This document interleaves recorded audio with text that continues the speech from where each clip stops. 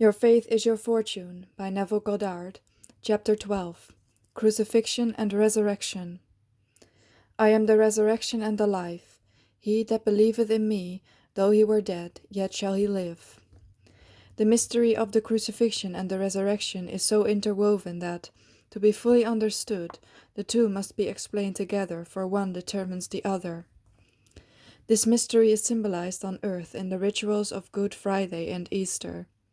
You have observed that the anniversary of this cosmic event, announced every year by the Church, is not a fixed date, as there are other anniversaries marking births and deaths, but that this day changes from year to year, falling anywhere from the 22nd day of March to the 25th day of April. The day of resurrection is determined in this manner. The first Sunday after the full moon in Aries is celebrated as Easter. Aries begins on the 21st day of March and ends approximately on the 19th day of April. The sun's entry into Aries marks the beginning of spring. The moon in its monthly transit around the earth will, from some time between March 21st and April 25th, an opposition to the sun, which opposition is called a full moon. The first Sunday after this phenomenon of the heavens occurs is celebrated as Easter. The Friday preceding this day is observed as Good Friday. This movable date should tell the observant one to look for some interpretation other than the one commonly accepted. These days do not mark the anniversaries of death and resurrection of an individual who lived on earth. Seen from the earth, the sun in its northern passage appears at the spring season of the year to cross the imaginary line man calls the equator. So it is said by the mystic to be crucified, that man might live. It is significant that soon after this event takes place, all nature begins to arise or resurrect itself from its long winter sleep. Therefore, it may be concluded that this disturbance of nature at this season of the year is due directly to this crossing. Thus, it is believed that the sun must shed its blood on the Passover. If these days mark the death and resurrection of a man, they would be fixed so that they would fall on the same date every year as all other historical events are fixed. But obviously, this is not the case. These dates were not intended to mark the anniversaries of the death and resurrection of Jesus, the man. The scriptures are psychological dramas and will reveal their meaning only as they are interpreted psychologically. These dates are adjusted to coincide with the cosmic change which occurs at this time of the year, marking the death of the old year and the beginning or resurrecting of the new year or spring. These dates do symbolize the death and resurrection of the Lord, but this Lord is not a man. It is your awareness of being. It is recorded that He gave His life that you might live. I am come that you might have life, and that you might have it more abundantly. Consciousness slays itself by detaching itself from that which it is conscious of being, so that it may live to that which it desires to be. Spring is the time of year when the millions of seeds, which all winter lay buried in the ground, suddenly spring into visibility, that man might live.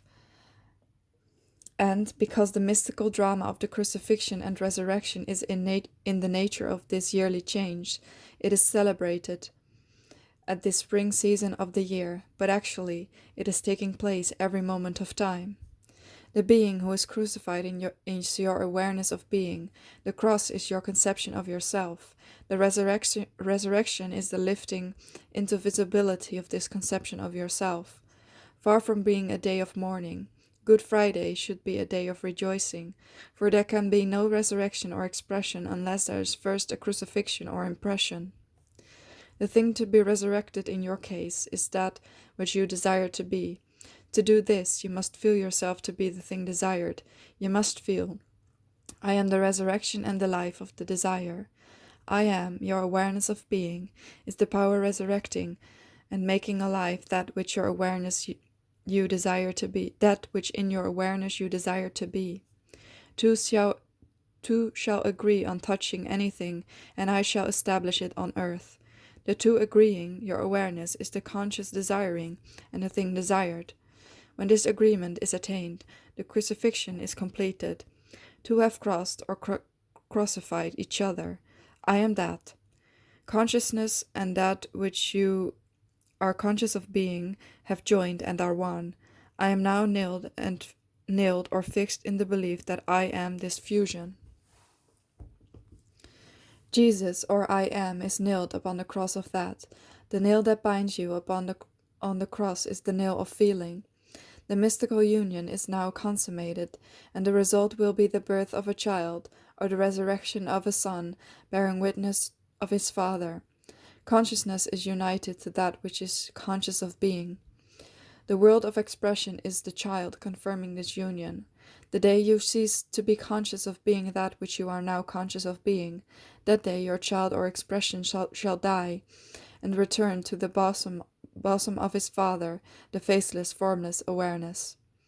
All expressions are the result of such mystical unions, so the priests are correct when they say that true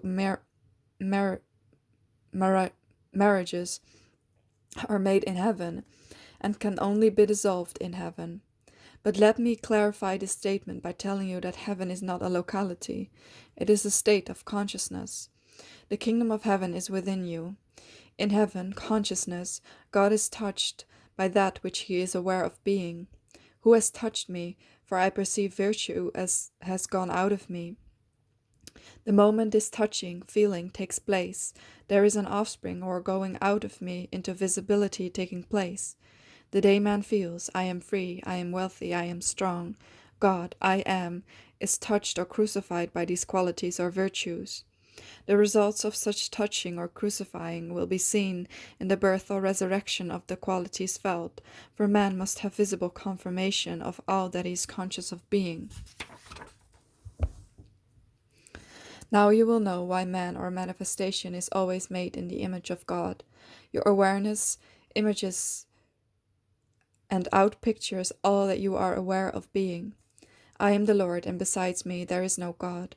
I am the resurrection and the life. You shall become fixed in the belief that you are that which you desire to be.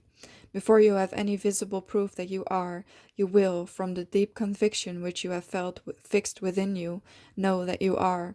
And so, without waiting for the confirmation of your senses, you will cry, "It is finished." Then, with faith, born of the knowledge of this changeless law, you will be as one dead and entombed.